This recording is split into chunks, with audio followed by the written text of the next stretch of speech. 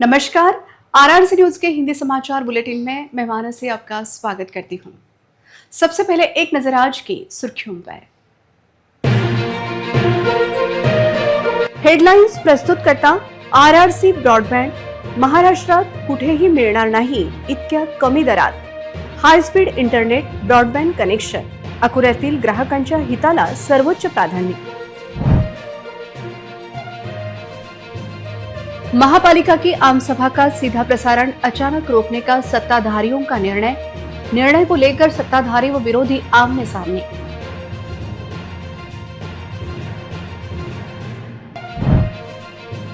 महापालिका की आम सभा में कर्ज माफी के निर्णय को लेकर मुख्यमंत्री के अभिनंदन का प्रस्ताव पारित। मुख्यमंत्री के अभिनंदन का प्रस्ताव देखने से जिले के लाखों नागरिक वंचित। न्यायालय के आदेश के बाद खुलेगी स्ट्रांग रूम में रखी सीलबंद पेटियां। विजय अग्रवाल के आक्षेप की होगी जांच।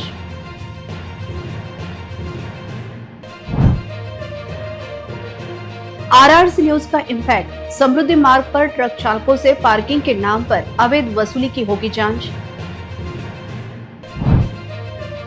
जिला पुलिस दल की ओर से शहर में निकाली गई तिरंगा बाइक रैली में जिला पुलिस अधीक्षक, मनपा आयुक्त सहित पुलिस कर्मचारी, नागरिक व पत्रकार शामिल।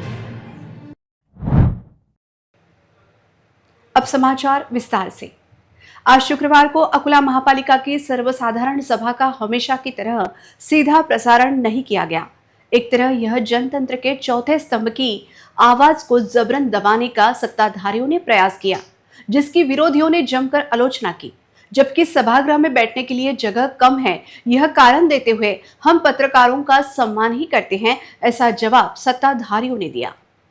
आज अकोला महापालिका की सर्वसाधारण सभा कई महत्वपूर्ण विषयों को लेकर आयोजित की गई थी, जिसमें राज्य के किसानों को पुण्यश्लोक अहिल्याबाई होलकर किसान कर्ज माफी योजना को लेकर राज्य के मुख्यमंत्री देवेंद्र फडणवीस के अभिनंदन का प्रस्ताव भी शामिल था। लेकिन आज अचानक इस सर्वसाधारण सभा का सीधा प्रसारण रोकने का निर्णय सत्ताधारियों ने लिया। ऐन समय पर यह निर्णय लिया गया, जिससे विरोधी दल के सदस्य तो छोड़ो, सत्ताधारी पार्टी के सदस्यों को भी जानकारी नहीं थी। सत्ताधारियों के इस दमनकारी निर्णय की विरोधी दल के सदस्यों ने तीव्र आलोचना की। आणि भ्रष्टाचार लपवण्याकरिता जनतेला समजलं नाही पाहिजे की हे काय भ्रष्टाचार करतात, त्याच्याकरिता त्यांनी ऑनलाइन पहिले पत्रकारांना सभागृहामध्ये बंदी घेतली। महानगर जैसे मीडिया हमारा फोर्थ कॉन्स्टिट्यूशन का पिलर है, तो ये ऐसे होना नहीं चाहिए। जैसे दिल्ली में जो हमारे सदन में सब चीज़ें हमारी लाइव होती है, तो हम क्यों पीछे हट रहे हैं? ये सत्ताधारियों का क्या नया गेम है या क्या नया, इस पर कुछ नया कुछ वो उन लोगों का इंटेंशन है कि हम यहाँ पर जो हम मीडिया के सामने हम जो लाइव आते हैं, हम खुद के लिए नहीं लड़ रहे, हम पब्लिक के लिए लड़ रहे हैं और हम उनके लिए लड़ रहे हैं। तो हमें ऐसा लगता है कि हमें लाइव होना चाहिए और हमको लाइव दिखाना चाहिए। भारत जब कोई चीज़ छुपाई जाती है तो छुपाई इसलिए जाती है, कहीं ना कहीं कुछ चोरी होती है। इनकी चोरी, इनकी डकैती इतनी बढ़ गई है कि पहले उन्होंने कोई बहाने से पत्रकारों को अंदर नहीं आने दिए। तब ये कहा गया था कि पत्रकारों को अगर हम अंदर नहीं आने देंगे तो सब हम इसको पूरा लाइव स्ट्रीमिंग करेंगे। इस देश के संसद में माननीय पंतप्रधान नरेंद्र मोदी ये भी जब बोलते हैं तो लाइव बोलते हैं। विधानसभा में जब देवेंद्र फडणवीस बोलते हैं मुख्यमंत्री, तब वो लाइव बोलते हैं। तो भारतीय जनता पार्टी से हमारा ये सवाल है, आप ऐसी क्या चोरी कर रहे, क्या डकैती कर रहे? महाराष्ट्राच्या मुख्यमंत्र्यांचं कौतुक अकोलेकरांना दिसावं ही भाजपाची भूमिका असेल। जी खरंच शेतकरी कर्जमाफी केली आहे माननीय मुख्यमंत्र्यांनी, तर ते अकोलेकरांनी कौतुक पाहावे। हे पण कौतुक पाहण्यासाठी जर का भाजपाला तयार नसेल तर खरंच त्यांना महाराष्ट्राच्या मुख्यमंत्र्यांचं कौतुक पाहू द्यायचं नाही अकोलेकरांना, हे निषेधार्थ गोष्ट आहे। सभागृह में जगह कम है, पत्रकारों के लिए नीचे हॉल में बैठने की व्यवस्था की गई है। सभा का सीधा प्रसारण इसलिए रोका गया कि लोग इस पर गलत कमेंट करते हैं। भारतीय जनता पार्टी हमेशा पत्रकारों का सम्मान ही करती है, ऐसी प्रतिक्रिया सत्ताधारियों ने दी। पत्रकारांना एंट्री आहे ना, पत्रकारांना एंट्री आहे। खाली त्यांची बसण्याची व्यवस्था केलेली आहे, त्यांचा टीव्ही लावलेला आहे। वरते सभागृहामध्ये न बसण्याचं काही कारण नाही, सभागृहामध्ये जागाच नाही आहे। आपण येऊन स्वतः पाहून घ्या जागा आहे का, जागा असती तर आम्हाला काही अडचण नाही आहे। जागा नसल्यामुळे खाली त्यांची बसण्याची व्यवस्था केली, त्याची टीव्हीची व्यवस्था झालेली आहे आणि जे सभागृहात होईल ते खाली दिसणार नाही। लाईव्ह याच्यासाठी बंद केलं की त्याच्यामुळे अनेक भानगडी होतात लोक त्याच्यामुळे उत्तेजित बोलतात, ते बाहेर जाते, ते योग्य जात नाही, म्हणून लाईव्ह बंद केलं. भारतीय जनता पार्टीमध्ये भ्रष्टाचाराला कुठेच जागा नाही आहे आणि त्यामुळे हे जे काही विरोधक हे जे चित्र उभं करतात आहे हे 100% त्यांचाच भविष्यात भ्रमनिराश होणार आहे. भारतीय जनता पार्टीमुळे विकासाला नेहमी गती मिळाली आहे, कुठल्याही प्रकारचा गबाड नाही आहे. माझं आपल्या माध्यमातून विरोधकांना एक आठवण करून द्यायची आहे की त्यांची सत्ता 2-2.5 वर्षाच्या काळात जेव्हा होती तेव्हा काय काय गडबडी झाल्या, शासनाचे जे पैसे आले ते कुठल्या बँकेत ठेवल्या गेले, त्या बँक कशी बुडाली, या सगळ्याचा पुनरुच्चार येणाऱ्या काळात आम्हीसुद्धा करू. ते ज्या प्रकारे सभागृह चालवायचा प्रयत्न करतात आहे त्या प्रकारे भारतीय जनता पार्टी कधीही खपून घेणार नाही. हे सर्व गैरसमज आहे तुमच्यामध्ये. आपल्या जर हॉलची क्षमता जर तुम्ही पाहिली तर कर्मचाऱ्यांना आणि इथल्या पदाधिकाऱ्यांना बसण्याची व्यवस्था नाही. हा पहिला विषय आहे. दुसरा विषय लाईव्हचा आहे. तर लाईव्ह महाराष्ट्रामध्ये कुठेच नाही. अमरावती झालं, आपल्या आजूबाजूचं वर्धा झालं, त्याच्यानंतर चंद्रपूर झालं, अशा कुठल्याच मोठ्या महानगरपालिकेमध्ये लाईव्हचा हा विषय असतो. आपण जर लाईव्ह ठेवतो आहे, काही वाचाळवीर आहेत ते आपला प्रोपोगंडा करण्यासाठी काही पण इथे शाब्दिक वाद निर्माण करतात, अशांतता फैलवतात आणि काही विषयावर मुद्दे बनवून कुठल्याही प्रकरणाला भटकवण्याचं काम करतात. म्हणून असे लाईव्ह करणं महानगरपालिकेने सध्या तरी थांबवलेलं आहे. कारण इस निर्णय को लेकर विरोधियों ने महापालिका की सीढ़ियों पर बैठकर सत्ताधारियों के दमनकारी नीति को लेकर जमकर नारेबाजी की. इतना ही नहीं, सभा में जाने वाले मनपा आयुक्त को रोककर उनसे भी जवाब मांगने का प्रयास किया गया, लेकिन आयुक्त ने कोई जवाब नहीं दिया. भले ही आम सभा का सीधा प्रसारण बंद करने के निर्णय को लेकर सत्ताधारी व विरोधियों के बीच तू मैं देखने मिली, लेकिन जिस मुख्यमंत्री ने राज्य के लाखों किसानों को कर्ज माफी देकर उनके जीवन में खुशियां बिखेर दी हैं, उनके अभिनंदन का प्रस्ताव पारित करने का दृश्य देखने से शहर के लाखों नागरिक वंचित हो गए. यह बड़े दुर्भाग्य की बात है. महापालिका में भाजपा की सत्ता होने के बावजूद भी सत्ताधारियों के इस निर्णय को लेकर लोग आश्चर्य व्यक्त कर रहे हैं. आज शुक्रवार को अकोला महापालिका की सर्वसाधारण सभा में राज्य के मुख्यमंत्री देवेंद्र जी फडणवीस को किसानों को कर्ज मुक्त करने को लेकर बधाई देने का प्रस्ताव पारित किया गया, जिसका उपस्थित सभी ने मेज थपथपा कर स्वागत किया. अकोला महापालिका की सर्वसाधारण सभा में आज अनेक मुद्दों को लेकर सत्ता दल और विपक्ष के बीच घमासान देखने मिला, लेकिन एक विषय पर सभी की सहमति दिखाई दी. विषय था महाराष्ट्र सरकार द्वारा किसान कर्ज माफी योजना के पूर्ण कार्यान्वयन के तहत राज्य के किसानों का कर्ज माफ करने के लिए राज्य के उप मुख्यमंत्री देवेंद्र फडणवीस को बधाई देने का प्रस्ताव. महापालिका के स्थायी समिति सभापति विजय अग्रवाल ने सभागृह के सामने यह प्रस्ताव रखा.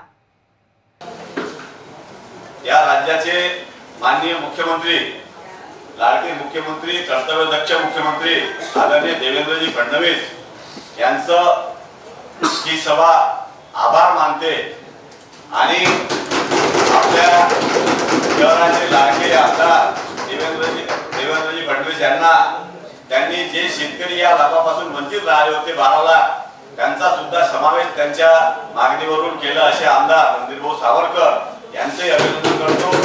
आणि या राज्यामध्ये या शेतकऱ्यांच्यासाठी अनेक योजना आणणारे, आपल्या शेतकऱ्यांचा सन्मानाने जगवणारे, या शेतकऱ्यांना अनेक आर्थिक संकटातून बाहेर काढणारे मुख्यमंत्री आदरणीय देवेंद्रजी फडणवीस यांचं अभिनंदन करावं असा मी ठराव मानतो. आपण सगळ्यांना समजून घ्यावे. स्थायी समिति सभापति विजय अग्रवाल के इस प्रस्ताव को महापौर शारदाताई खेडकर ने मंजूरी दी. पुण्यश्लोक अहिल्यादेवी होळकर शेतकरी कर्जमुक्ती योजनेअंतर्गत पहिल्या टप्प्यात 6,22,207 पात्र शेतकऱ्यांना कर्जमाफी दिल्याबद्दल माननीय मुख्यमंत्री श्री देवेंद्रजी फडणवीस यांचे मनपूर्वक अभिनंदन.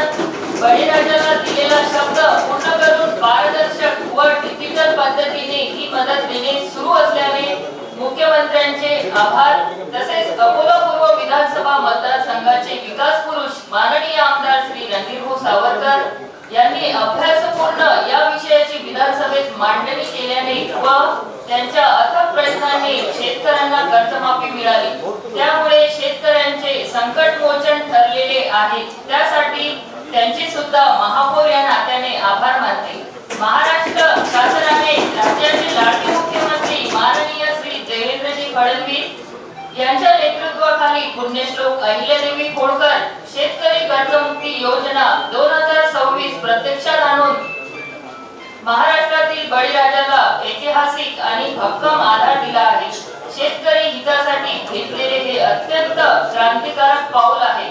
या विक्रमी आणि सर्वसमावेशक शेतकरी हिताच्या निर्णयाबद्दल मुख्यमंत्री देवेंद्रजी फडणवीस साहेब यांचे मनापासून अकोला महानगरपालिकाकडून अभिनंदन करते व तसा अभिनंदनाचा ठराव सुद्धा मंजूर करते. विषय क्रमांक 56 मंजूर. प्रस्ताव पास होते ही आम सभा में उपस्थित सभी पार्षदों ने इस निर्णय का स्वागत मेज थपथपाकर किया। अकोला पश्चिम विधानसभा चुनाव मतदार संघ के परिणाम को चुनौती देने वाले चुनाव याचिका ने अब निर्णायक मोड़ लिया है। न्यायालय के आदेश के बाद जिलाधिकारी कार्यालय के स्ट्रांग रूम में रखी सीलबंद मत पेटियां कड़ी सुरक्षा के बीच बाहर निकाली गई।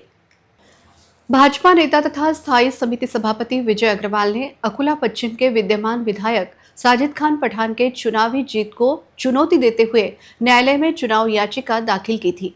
2024 के चुनाव में विजय अग्रवाल को 1300 मतों से पराजित होना पड़ा था। इस चुनाव याचिका में सबसे चर्चित मुद्दा अकोला पश्चिम और बालापुर के 2 विधानसभा मतदार संघ में 4000 से अधिक वोटरों ने दोबारा मतदान करने का आरोप है।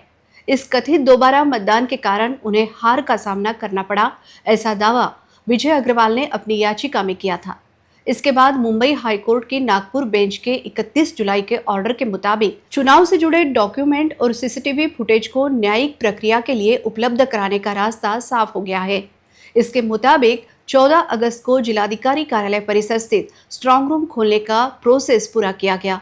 स्ट्रांग रूम में रखे डॉक्यूमेंट सील किए गए बॉक्स और उससे जुड़े रिकॉर्ड को आज कड़ी सुरक्षा के बीच बाहर निकाला गया। अब इस वेरिफिकेशन से क्या निकलता है, इस ओर सभी की निगाहें टिकी हैं। इस अवसर पर सभी राजनीतिक पार्टियों के प्रतिनिधि भी उपस्थित थे। वाशिम जिले में समृद्धि हाईवे पर एक पेट्रोल पंप पर ट्रक ड्राइवरों से पार्किंग के नाम पर अवैध वसूली का मामला आखिरकार पालक मंत्री के दरबार में पहुंच गया है।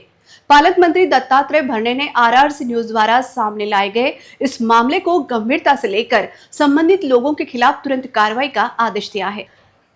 वाशिम में समृद्धि हाईवे पर डभा के पास एक पेट्रोल पंप पर ट्रक ड्राइवरों से बिना कोई सरकारी रसीद दिए पार्किंग के नाम पर 100 से 150 रुपए वसूले जा रहे थे। इस आशय की खबर आरआरसी न्यूज ने प्रसारित की थी। विशेष बात यह थी कि पार्किंग के लिए पैसे देने के बाद भी खड़े ट्रकों से चोरी की घटनाएं होने का आरोप कुछ ट्रक ड्राइवरों ने लगाया था। इसके अलावा समृद्धि हाईवे के किनारे बनी सुरक्षा दीवार को तोड़कर पेट्रोल पंप के बगल में ढाबा शुरू करने की भी गंभीर घटना सामने आई थी। जिलाधिकारी योगेश कुंभेजकर ने इस मामले का संज्ञान लिया था। आरटीओ विभाग तथा पुलिस विभाग को जांच के निर्देश भी दिए थे, लेकिन आरोप है कि आरटीओ विभाग द्वारा संबंधित लोगों से केवल पत्र व्यवहार करते हुए आगे कोई ठोस कार्रवाई नहीं की गई थी। इस बीच आज की प्रेस कॉन्फ्रेंस में यह मुद्दा जिले के पालक मंत्री तथा कृषि मंत्री दत्तात्रेय भरणे के सामने उठाया गया, जिस पर पालक मंत्री ने अपनी नाराजगी जाहिर करते हुए साफ किया कि पार्किंग के नाम पर यह वसूली ठीक नहीं है। एसपी साहेब एक कडक हे नोंद घ्या बरं, बरोबर ना कलेक्टर साहेब, हे ताबडतोब नाही करत आहे सर. अजून ऐकून घ्या ना सर, त्याच्या बाजूले समृद्धी महामार्गाची जे संरक्षण भिंत आहे त्याला तोडून अवैधरित्या ढाबा सुरू करण्यात. जो ढाब्याचा विषय आहे MSRDCला पण आपण कळवलेला आहे, त्यांच्या कंपाऊंडला तोडून तो ढाबा बांधण्यात आलेला आहे अशी माहिती जी पत्रकार बांधवांनी दिली, त्यांच्याकडून पण अहवाल अपेक्षित आहे. आरटीओचा जो लेटेस्ट जो रिपोर्ट आहे त्यानुसार ती अवैध वसुली थांबलेली आहे. आपण त्यांना सूचना दिल्यात की जे करत होते ते पण करून कशा प्रकारे कार्यवाही करता येईल ते बघा. जर काही स्पेसिफिक अजून यामध्ये माहिती असेल ती पण आपण द्यावी, जेणेकरून SP ऑफिस आणि आरटीओ एकत्रितपणे कार्यवाही करू शकतात. काही माहिती असेल तर ती द्यावी. पोलीस पण तपास करत आहेत, आरटीओ पण त्यामध्ये चेक करत आहेत. ॲज ऑफ नाऊ लेटेस्ट जी माहिती आहे त्यानुसार ती बंद झालेली आहे, पण कोण इन्व्हॉल्व होते त्याचा पण तपास. पण साहेब प्रत्येक माहिती जर आम्हीच दिली तर मग तुमच्या अधिकाऱ्यांनी काय करायचं? माहिती सत्य ग्रहित धरून त्या बाबतीमध्ये SP आणि कलेक्टर त्या बाबतीमध्ये कारवाई करतील. सर पेट्रोल पंप पालक मंत्री भरणे ने यह भी साफ निर्देश दिए हैं कि जिलाधिकारी तथा जिला पुलिस अधीक्षक इस मामले में तुरंत कार्रवाई करें। जिलाधिकारी योगेश कुंभेजकर ने भी इस पर कार्रवाई के संकेत दिए हैं। आरआरसी न्यूज चैनल द्वारा सामने लाए गए इस मामले का आखिरकार पालक मंत्री ने संज्ञान लिया है और अब सबका ध्यान इस बात पर है कि इस अवैध वसूली के मुख्य जिम्मेदारों और संबंधित लोगों के खिलाफ क्या कार्रवाई की जाती है। स्वतंत्रता दिवस के अवसर पर देशभक्ति का अलग जगाते हुए जिला पुलिस विभाग की ओर से आज शुक्रवार 14 अगस्त को शहर में एक तिरंगा बाइक रैली निकाली गई। इस रैली को अपर जिला पुलिस अधीक्षक के हाथों हरी झंडी दिखाई गई। रैली में जिला पुलिस अधीक्षक, मनपा आयुक्त, सभी पुलिस कर्मचारियों के साथ नागरिक, पत्रकार बड़ी संख्या में शामिल थे। तिरंगा अभियान के तहत स्वतंत्रता दिवस के अवसर पर देशभक्ति का अलग जगाते हुए जिला पुलिस विभाग की ओर से तिरंगा बाइक रैली का आयोजन किया गया। जिला पुलिस अधीक्षक कार्यालय से यह रैली आरंभ हुई। रैली को जिला पुलिस अधीक्षक के हाथों हरी झंडी दिखाई गई। शहर के प्रमुख मार्ग लग्जरी बस स्थानक, सरकारी बगीचा, सिटी कोतवाली चौक, नेकलेस रोड, बियानी चौक, सिविल लाइन चौक, नेहरू पार्क चौक, हुतात्मा चौक, सिंधी कैंप, तुकाराम चौक से होते हुए कौलखेड़ से वापस यह रैली पुलिस अधीक्षक कार्यालय पर पहुंची, जहां रैली का समापन किया गया। इस रैली में पुलिस के वरिष्ठ अधिकारी व कर्मचारियों के साथ साथ नागरिक, पत्रकार अपने मित्र परिवार के साथ हेलमेट पहनकर शामिल हुए थे। इस अवसर पर रैली में शामिल होने वाले सभी को तथा जिले के नागरिकों को जिला पुलिस अधीक्षक द्वारा स्वतंत्रता दिन की शुभकामनाएं दी गई। अकोला शहर के मानिक टॉकीज परिसर स्थित एक घर को बीती रात आग लगने के कारण एक ही खलबली मच गई थी। परिसर के नागरिक तथा दमकल विभाग के कर्मचारियों की सहायता से आग पर नियंत्रण पाया गया। अकोला के गौलीपुरा इलाके में शहीद अब्दुल हमीद चौक के एक घर में गुरुवार रात अचानक आग लग गई। देखते ही देखते आग ने उग्र रूप धारण कर लिया था। आग में घर का सामान जलकर राख हो गया, लेकिन घर के लोगों को सुरक्षित बाहर निकाल लिया गया। आसपास के लोगों ने पानी डालकर आग बुझाई, साथ ही फायर ब्रिगेड की गाड़ी भी समय पर पहुंच गई। इस वजह से आग कहीं और नहीं फैली। इलाके के युवाओं ने आग पर काबू पाने में अहम भूमिका निभाई। घटना को लेकर परिसर के नागरिकों ने जानकारी दी। आया था चाय पीने के लिए, तो यहाँ पे बहुत से लोग अंगार लगी हुई थे, यहाँ पे खड़े हुए थे और कारण बहुत तेजी से फैल रहा था वहाँ पे पानी के कारण। 2-3 लोगों को लगा के कारण मैं आया, मैंने बाजू से पिंचेस लिया, पिंचेस लेके जो है तो वायर काटा हुआ। बिल्डिंग के सामने एक आग लगी थी एक घर में, जहाँ के लोगों को हमने बाजू की बिल्डिंग के चढ़कर निकाला गया। से आए दुकान वाले, बोले घर के अंदर आग लग गई, तो बोले मेरे को, फिर मैंने देखा उसको तो पूरी आग भड़क रही थी, पूरी आग भड़क रही थी। लगाया तो फोन उठाया हमने, फिर उनको बोले बच्चों को उनको निकालने, बच्चों को वगैरह बाजू के घर में निकाले हमने। फिर अपने हाथ से पानी दिए, बोरी चालू करके, फिर बाजू में शाह वाले से भी दिए, फिर सबने हेल्प करके ये आग को बुझाया, जब तक गाड़ी आ गई पानी।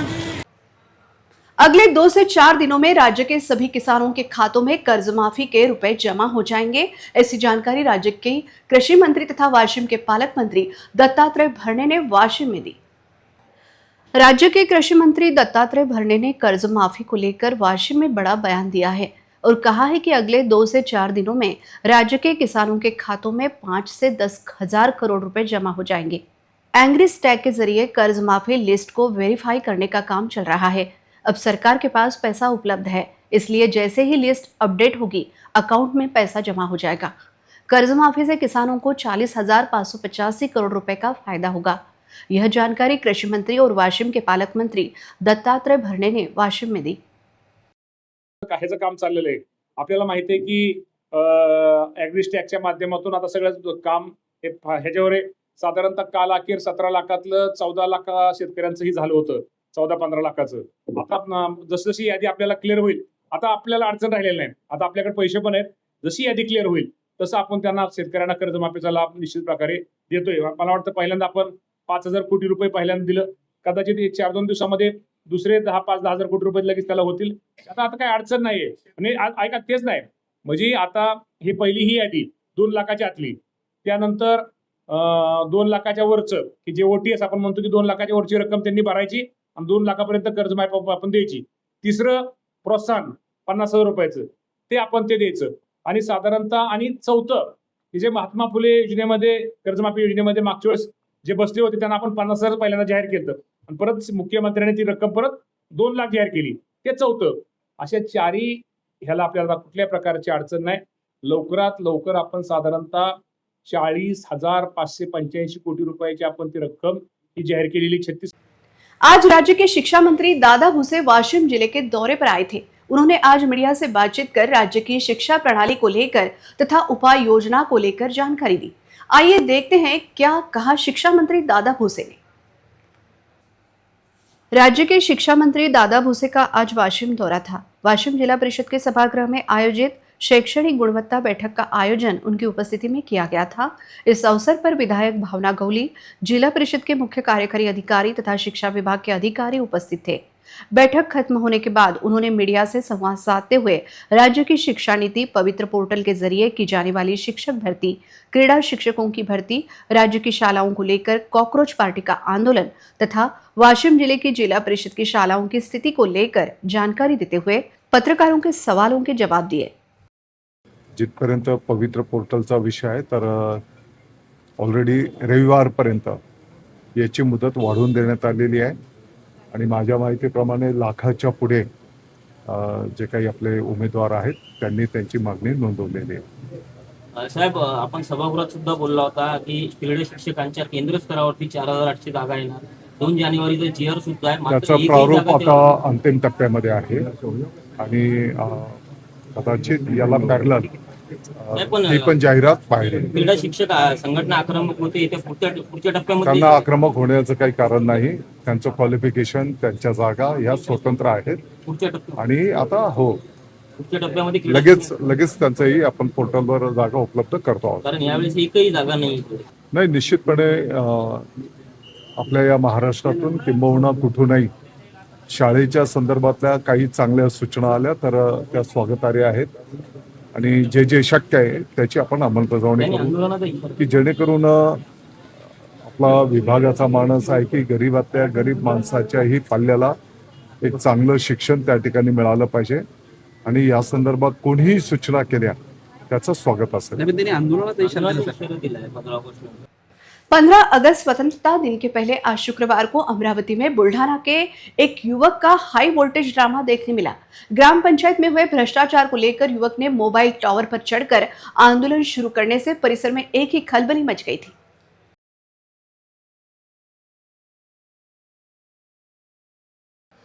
इस युवक ने अचानक मोबाइल टावर पर चढ़कर अलग अलग मांगों को लेकर आंदोलन किया। इस युवक की पहचान सारंगपुर ग्राम पंचायत के रहने वाले गजानन बोरकर के रूप में हो गई है।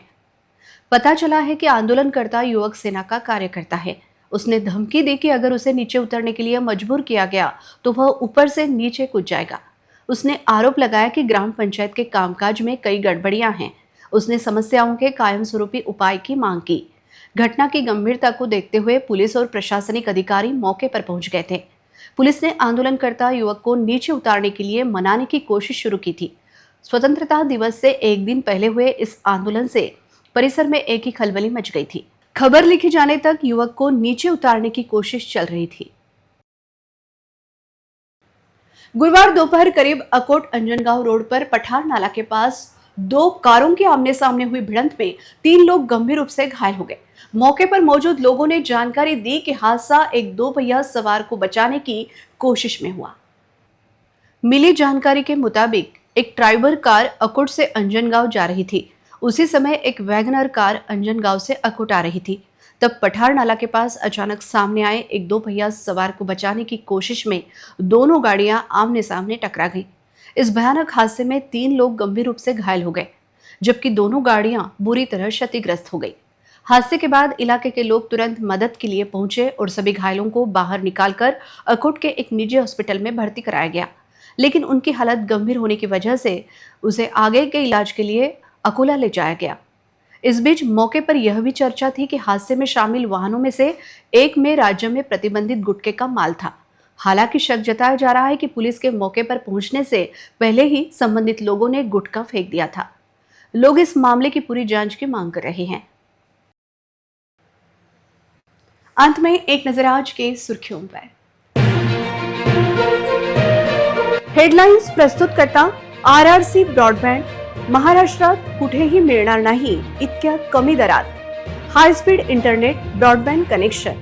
अकोल्यातील ग्राहकांच्या हिताला सर्वोच्च प्राधान्य। महापालिका की आम सभा का सीधा प्रसारण अचानक रोकने का सत्ताधारियों का निर्णय। निर्णय को लेकर सत्ताधारी व विरोधी आमने सामने।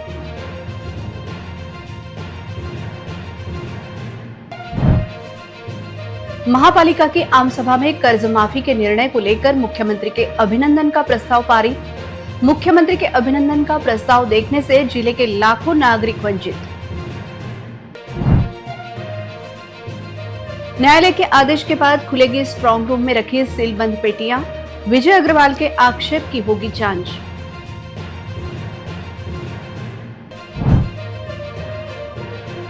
आरआरसी न्यूज का इम्पैक्ट। समृद्धि मार्ग पर ट्रक चालकों से पार्किंग के नाम पर अवैध वसूली की होगी जांच। जिला पुलिस दल की ओर से शहर में निकाली गई तिरंगा बाइक रैली। रैली में जिला पुलिस अधीक्षक, मनपा आयुक्त सहित पुलिस कर्मचारी, नागरिक व पत्रकार शामिल। समाचार के लिए देखते रहिए आरआरसी न्यूज। जिन दर्शकों ने अभी तक आरआरसी का यूट्यूब चैनल सब्सक्राइब नहीं किया, उन्होंने वह सब्सक्राइब करना चाहिए। फिर मिलते हैं शहर की ताजा जानकारी और महत्वपूर्ण घटनाओं के साथ। नमस्कार।